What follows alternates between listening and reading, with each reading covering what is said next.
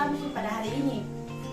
Hari ini kita akan membahas topik yang sangat menarik, yakni tentang perbudakan. Nah, sebagaimana yang kita tahu bahwa perbudakan itu telah ada sejak dahulu kala. Lalu, bagaimana dengan konteks kita yang sekarang? Apakah perbudakan itu masih ada? Nah, untuk mengetahui lebih lanjut, saat ini telah hadir kedua narasumber kita. Yang pertama yaitu Saudara Yoran Detumang, yang akrab disapa dengan Yora. Halo Yora. Halo Selmi. Dan narasumber kita yang kedua yaitu Saudara Sandi Alam Petandung, yang akrab disapa dengan Ia. Halo Ia. Hai. Saudara Yora dan Ia, apakah sudah siap? Siap dong. Wah, luar biasa ya. Sebelum itu kita perkenalan dulu dari seluruh personil kelompok 4 ya. They say, hold on to the ones you love, keep them close to you. They say, hold on to this time we have, and let the light shine through.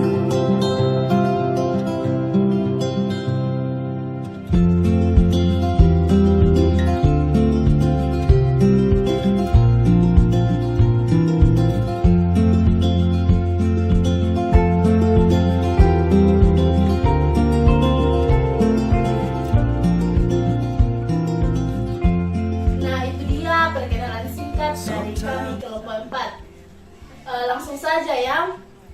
Nah, menurut saudara, apakah perbudakan itu?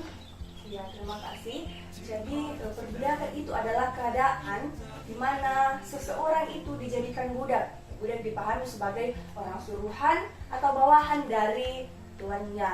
Nah, perbudakan itu sendiri terjadi di mana yang dijadikan budak itu diberikan sebuah pekerjaan dan ditempatkan di suatu tempat oleh tuannya. Ya, durasinya sendiri atau lamanya dia menjadi budak itu bisa seumur hidup atau dalam jangka waktu tertentu. Ya, kalau kita melihat kenapa ada budak, ada banyak faktor yang mempengaruhi itu. Ada orang yang menjadi budak karena dia mengalami kekalahan militer. Ada juga yang karena melanggar hukum, atau juga karena dia berhutang. Jadi seorang individu itu biasanya menjadi budak itu rata-rata di luar kehendaknya. Tetapi meskipun demikian, ada juga orang yang menjadi budak secara sukarela. Dia yang mau memberikan dirinya sendiri untuk diperbudak oleh seseorang, dan itu bisa karena faktor dia tidak membayar hutangnya, tidak mampu membayar hutang yang telah diberikan, atau ada tujuan tertentu, misalnya untuk menghindari kemelaratan, sehingga dia memberikan dirinya untuk dijadikan budak.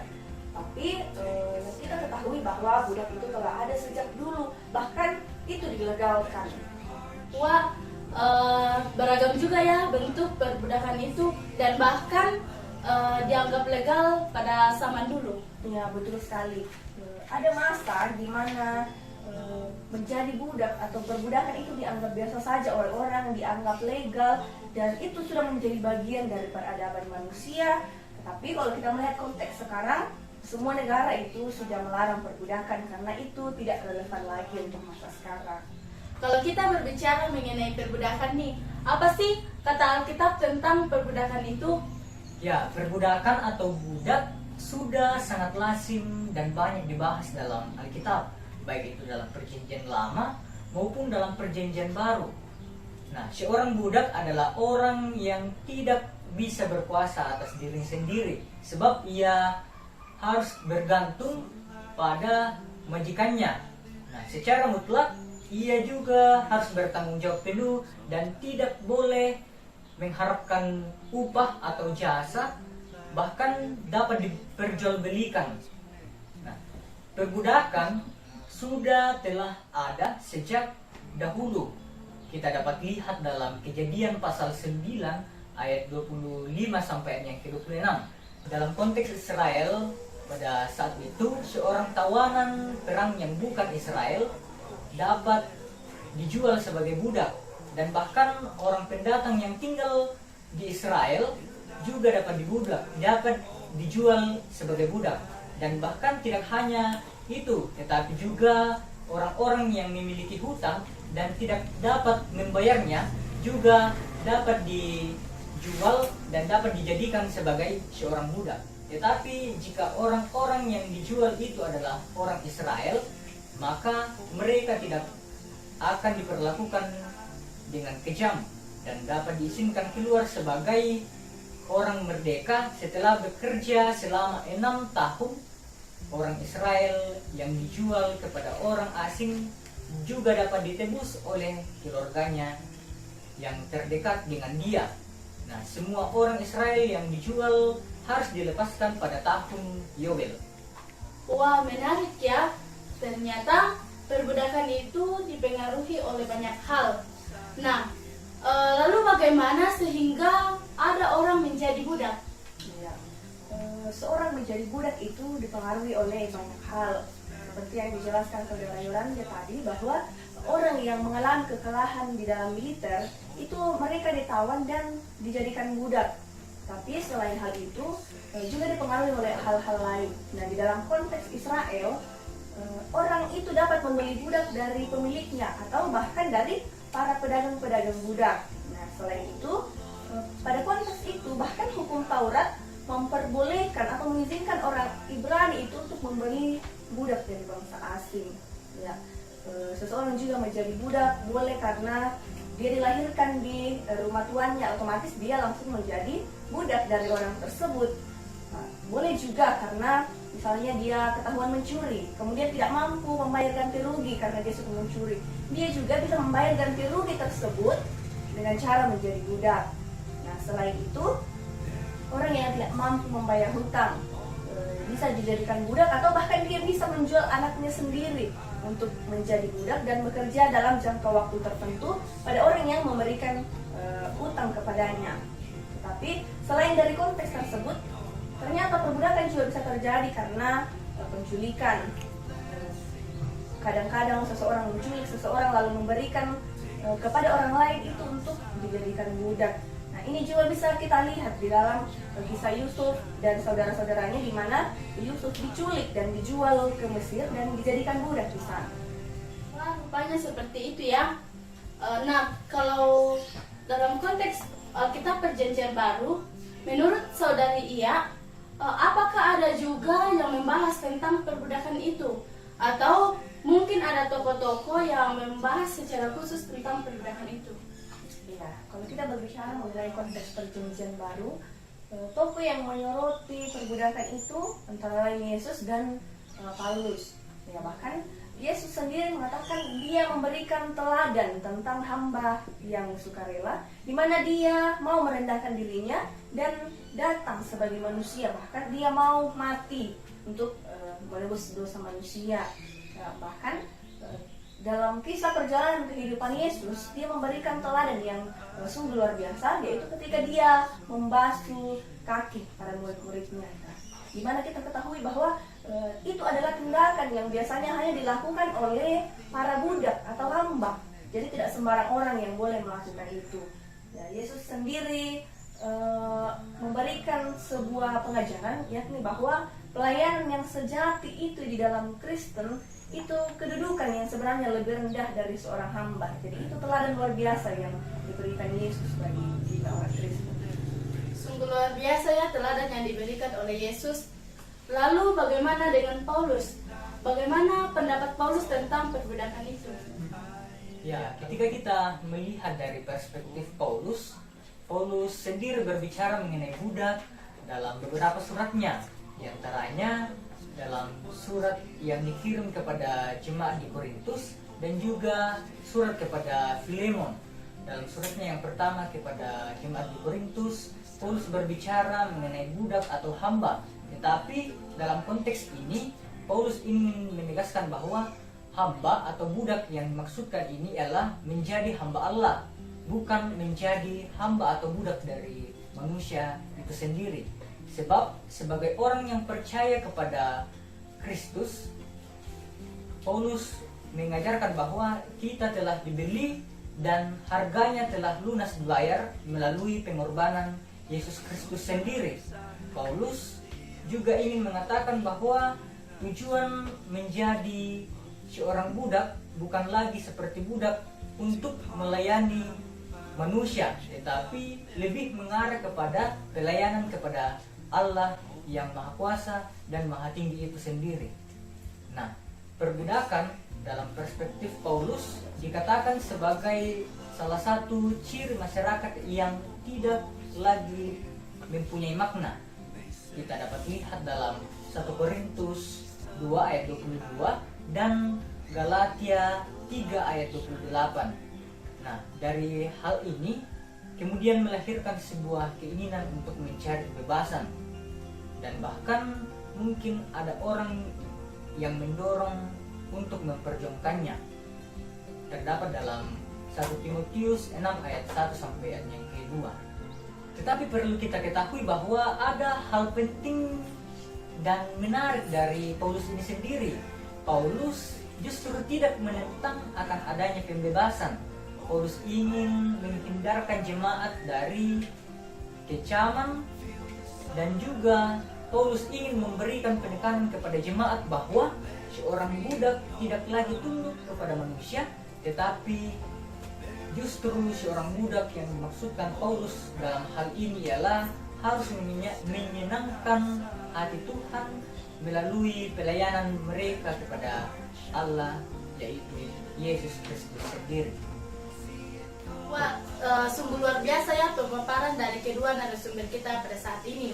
Nah, untuk memahami lebih lanjut mengenai perbudakan dalam konteks Perjanjian Baru, apakah ada toko yang dijadikan budak? Iya, kalau kita berbicara mengenai toko, kita kembali lagi melihat ke Paulus dalam suratnya kepada Filemon. Dia menulis tentang hamba Filemon, yaitu Onesimus. Nah, sebagaimana yang kita ketahui bahwa ketika Paulus sedang menulis surat itu, Onesimus sedang bersama dengan Paulus di penjara. Nah, mengenai mengapa Onesimus ada di situ saat itu, ada beberapa pendapat. Ada yang mengatakan bahwa dia telah melarikan diri, tapi Durkheim dalam bukunya di tafsir PB dia mengatakan bahwa Onesimus itu melarikan diri karena dia berbuat sesuatu yang tidak pantas. Ya, kemudian ia pergi kepada Paulus dan ia meminta bantuan juga nasihat mengenai apa yang ia alami. Nah, kemudian setelah Onesimus ini datang kepada Paulus untuk meminta nasihat dan bantuan, kemudian dalam suratnya kepada Filemon, Paulus berbicara mengenai Onesimus secara khusus agar Filemon menerima kembali Onesimus yang sudah melarikan diri itu. Tetapi yang menarik di sini bahwa Paulus meminta supaya Filemon menerima Onesimus bukan lagi sebagai budak, tapi dia diminta untuk menerima Onesimus sebagai kawan sekerja Allah dan juga sebagai saudara di dalam Tuhan. Bahkan utang-utang Onesimus itu kemudian Paulus meminta supaya itu ditagihkan kepada Paulus, supaya Filemon itu tidak lagi menagih kepada Onesimus tetapi kepada Paulus. Sebab yang Paulus mau adalah supaya Filemon itu menganggap Onesimus sebagai saudara di dalam Tuhan. Dan Paulus juga mengatakan bahwa ia lebih menyukai apabila Onesimus itu tinggal dan melayani bersama dengan Paulus. Tetapi mengenai permintaan tersebut, Paulus menggunakan relasinya dengan Filemon sebagai dasar untuk memberikan permintaan itu.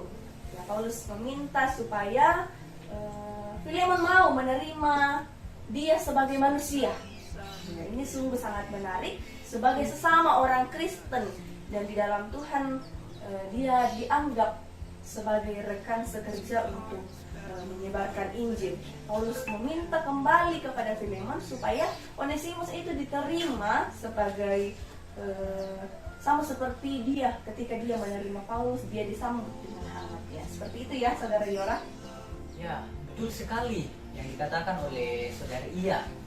Nah, tetapi terlebih dahulu kita perlu mengetahui bahwa siapa dan bagaimana Onesimus sebelumnya. Dan sekarang ia dijadikan anak Paulus, dan juga selain itu Paulus menggambarkannya sebagai buah hati. Nah, Onesimus sudah menjadi orang yang dikasihi oleh Paulus. Dia disayangi oleh Paulus, dikasihi oleh Paulus sendiri. Nah, istilah anak yang digunakan oleh Paulus bagi Onesimus juga digunakan untuk menyapa orang Kristen pada umumnya, termasuk kepada Timotius. Penggunaan istilah dalam keluarganya yang digunakan oleh Paulus ini menunjukkan relasi yang timbal balik yang sudah ada dalam komunitas saat itu. Dan hal yang berbeda dengan konsep Tuhan. Hal ini berbeda. Nah, penggunaan istilah dalam keluarga yang digunakan Paulus ini menunjukkan sebuah relasi timbal balik yang sudah ada dalam komunitas Kristen pada saat itu. Nah, hal ini berbeda dengan konsep tuan atau budak atau hamba yang lazim diterima oleh orang Roma pada saat itu. Paulus memilih untuk mengatasi ketegangan mengenai tuan atau hamba dengan menggabungkan budak Kristiani ke dalam relasi kekeluargaan dalam komunitas Kristiani. Dalam hal ini, Paulus menekankan dua hal. Yang pertama ialah bahwa Paulus dan Filemon bukan lagi kepala, tetapi baik Onesimus maupun Filemon, keduanya adalah anak.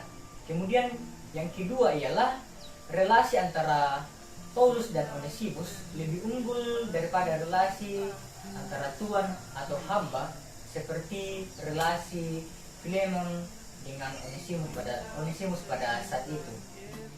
Wah, luar biasa sekali ya. Jadi kita memperoleh ilmu baru lagi. Nah, menurut saudari Iya, kalau kita berbicara mengenai perbudakan, kemudian dihubungkan dengan konteks kita saat ini, apakah masih ada praktik-praktik perbudakan itu? Iya. Menurut saya sendiri praktik perbudakan di dalam konteks masa kini itu sebenarnya masih ada, tetapi agaknya tidak nampak seperti itu. Sebab ini bukan lagi seperti perbudakan zaman dahulu di mana seseorang secara sepenuhnya itu berada di bawah kendali tuannya dalam segala hal seperti itu. Ya, yang ada di konteks kita sekarang itu perbudakan modern atau modern slavery begitu, di mana seseorang itu diperlakukan oleh orang lain seakan-akan dia itu milik properti orang tersebut, sehingga kemerdekaan orang itu dirampas, dia tidak bebas melakukan apapun, dan dia dieksploitasi demi kepentingan orang yang memperbudaknya itu. Ya. Jadi boleh dikatakan bahwa perbudakan yang ada sekarang itu perbudakan yang tidak nampak dilakukan secara halus, tetapi memiliki dampak yang luar biasa, dampak yang sangat parah bagi orang tersebut. Sebab orang ini bisa saja dijadikan sebagai barang yang boleh diperlakukan, bahkan bisa dibuang begitu saja oleh orang. Kemudian keberadaan orang-orang yang diperbudak ini seolah-olah mereka itu seperti barang yang dengan bebas boleh dimanfaatkan, boleh dirusak, boleh disakiti, dan bahkan mereka boleh diperjualbelikan. Nah, tentu saja perbuatan seperti ini tidak hanya merusak orang secara fisik atau secara yang kelihatan, tetapi juga merusak orang tersebut secara mental. Akibatnya seorang yang dianggap budak tersebut tidak berkehendak atas dirinya sendiri, dan dia mengalami penindasan, bahkan kekerasan fisik dan kekerasan verbal juga, dan tentu ini menghancurkan mentalnya. Ya, dampak yang paling parah dari perbudakan ini ialah dapat menghilangkan rasa percaya diri pada seseorang. Mengenai perbudakan, ini juga disoroti oleh Ketua Komnas HAM Republik Indonesia Ahmad Taufik Damanik, di mana dia mengatakan bahwa sebenarnya perbudakan ini disebabkan oleh 3 faktor. Bisa karena faktor keterpaksaan, bisa juga karena kurangnya akses kepada posisi pekerjaan, dan juga bisa karena negara yang tidak memperhatikan hak-hak pekerja, hak-hak buruh, atau bahkan tidak memperhatikan hak-hak asasi manusia. Nah, kalau kita melihat konteks sekarang, salah satu bentuk perbudakan yang masih banyak sekali terjadi di zaman modern ini adalah pernikahan anak usia dini. Sebenarnya mereka belum bisa menikah seperti itu, tapi kadang-kadang mereka dipaksa, jadi hak mereka itu diambil. Ya, selain itu juga kasus bullying yang marak terjadi di kalangan remaja itu juga termasuk dalam perbudakan modern yang tanpa kita sadari itu juga menjadikan seorang budak, di mana kadangkala orang yang dibully disuruh dieksploitasi sehingga haknya sebagai orang merdeka itu dirampas oleh temannya. Nah ternyata kita sadar atau tidak sadar perbudakan itu masih nyata di dalam kehidupan kita hingga sampai pada saat ini. Nah bagaimana menurut saudara Yora? Bagaimana kita sebagai orang Kristen melihat perbudakan itu? Ya, kita sebagai orang Kristen sebenarnya kita juga perlu menjadi hamba, tetapi bukan menjadi hamba manusia lagi, melainkan menghambakan diri kepada Sang Pencipta sebagai Tuan atas diri dan hidup kita. Dan hal itu dapat kita nampakkan dalam kehidupan kita dengan taat dan tunduk serta turut dalam melayani Dia. Taat dan tunduk dalam artian bahwa seorang yang sudah percaya kepada Yesus Kristus tidak lagi menghambakan dirinya kepada sesamanya dan bahkan menghambakan dirinya kepada benda-benda yang boleh dikatakan memiliki kekuatan. Nah, kematian Yesus merupakan suatu pelunasan yang bersifat redemptif bagi kelepasan banyak orang atas budak dosa. Jadi ketika Yesus datang ke dalam dunia, itu berarti bahwa budak adalah dalam artian bahwa manusia yang diperbudak oleh dosa telah dilunasi oleh darah Yesus Kristus itu sendiri. Nah, kehidupan Yesus yang sempurna ingin menunjukkan bahwa kebebasan bukanlah kesempurnaan yang otonomis, melainkan sebuah pilihan dalam menjalani hubungan dengan Allah dan menjauhkan diri dari dosa. Sebagai orang yang percaya kepada Yesus Kristus, kita saat ini sebagai orang Kristen perlu menyadari dalam diri kita bahwa kita semestinya menghambakan diri kepada Sang Khalik yang mempunyai hidup kita saat ini. Kita tahu dan kita percaya bahwa penebusan yang dilakukan dalam Yesus Kristus menjadikan kita sebagai orang-orang yang dimerdekakan dari budak dosa. Saya sangat setuju dengan saudara Yora dan saudari Ia. Lalu bagaimana cara merefleksikan kemerdekaan yang telah diberikan itu di dalam kehidupan kita sebagai orang percaya? Nah, salah satu cara kita dalam merefleksikan status kita sebagai umat yang percaya dan yang telah dimerdekakan dari dosa ialah melalui teologi pembebasan, di mana kita mulai sebagai refleksi iman kita dalam sebuah tindakan atas orang-orang miskin dan atas orang-orang yang terpinggirkan, di mana caranya ialah dengan kontemplasi atau melalui doa dan juga aktif serta berkomitmen. Nah, hal ini ialah ciri dari teologi pembebasan itu sendiri. Teologi pembebasan pada umumnya memfokuskan pada pembebasan bagi kaum miskin serta tertindas dan teraniaya, dan tidak semata-mata menyuarakan keprihatinannya dan kepeduliannya, tetapi turut bekerja untuk pembebasan mereka melalui aksi nyata dan bersama-sama mengupayakan apa yang menjadi tuntutan atas diri kita sebagai orang Kristen. Jadi dalam teologi pembebasan ini tidak hanya dalam kata-kata kita, tidak hanya dalam omongan kita, tetapi lebih nampak atas tindakan kita terhadap orang-orang yang memiliki status terpinggirkan atau status miskin. Wah, sungguh luar biasa sekali ya kepada kedua narasumber kita pada saat ini yang telah memberikan materi yang sangat menarik, yaitu tentang perbudakan. Ya, sebelum kita mengakhiri podcast kita pada hari ini, saya ingin mengatakan bahwa perbudakan itu sangat tidak relevan di dalam kehidupan kita pada saat ini. Dan tentu saja hal itu tidak sesuai dengan hak asasi manusia. Satu-satunya yang boleh kita lakukan ialah menghambakan diri kepada Allah yang telah menjadikan kita orang-orang merdeka. Demikian podcast kita pada hari ini. Diucapkan terima kasih kepada kedua narasumber kita. Demikianlah podcast kami. Kami mohon maaf jika dalam podcast kami ada kekurangan. Sampai jumpa. Shalom. Sama itu apa guys? Jangan mau diperbudak oleh apapun. Apalagi? Jadi budak cinta. Bye.